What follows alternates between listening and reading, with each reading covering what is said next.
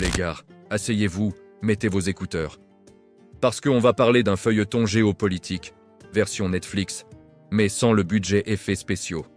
La France et l'Algérie, c'est un peu comme un vieux couple qui s'aime, qui se dispute, puis qui se rabiboche, puis qui se dispute.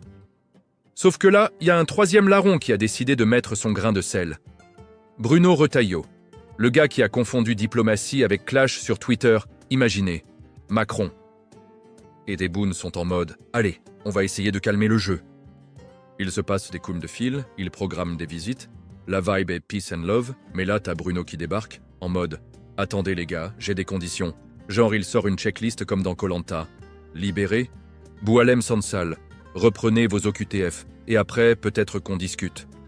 C'est comme si t'allais voir ton ex, et tu lui disais « Je veux bien reprendre contact, mais rends-moi mon sweat, mon chargeur, et oublie jamais que c'est moi qui t'ai appris à faire des pâtes. » Et pendant que tout le monde tente de baisser la tension.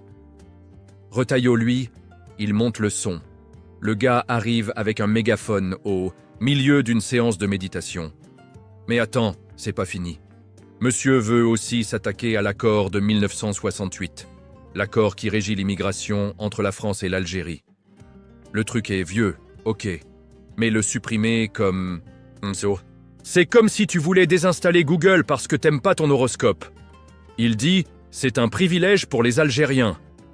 Ok Bruno, mais depuis quand on règle des dossiers historiques à coups de punchline politique? Et puis là, twist. On pense tous que Bruno est out, qu'il a été mis sur la touche. Mais lui, il revient comme un personnage secondaire qu'on pensait mort. Non, non, je suis toujours dans la boucle. Un peu comme ce pote qui dit « Moi j'étais là au tout début du projet », alors qu'il a raté toutes les réunions. Bref, on comprend plus trop qui pilote, quoi. Macron essaye de jouer les diplomates smooth, pendant que Retailleau fait du air guitare sur fond de polémique. Mais faut pas se tromper. Tout ça, c'est pas juste une embrouille entre politiciens. Il y a des vraies vies derrière, des familles, des étudiants, des gens qui bossent dur des deux côtés de la Méditerranée.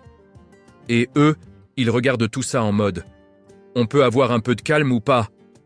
Et pendant ce temps, sur les plateaux télé français, les Algériens doivent respecter la France. Sur les réseaux algériens, encore un qui veut faire le buzz sur notre dos? Ça tourne en boucle, mais à la fin, qui perd? Bah nous, les gens normaux, ceux qui veulent juste voyager, étudier, bosser, aimer, respirer. Alors voilà, Retailleau fait du bruit. Tebboune et Macron essayent de sauver les meubles. Et pendant ce temps, nous, on regarde cette série sans fin, sans savoir si c'est un drame, une comédie ou un mauvais remake.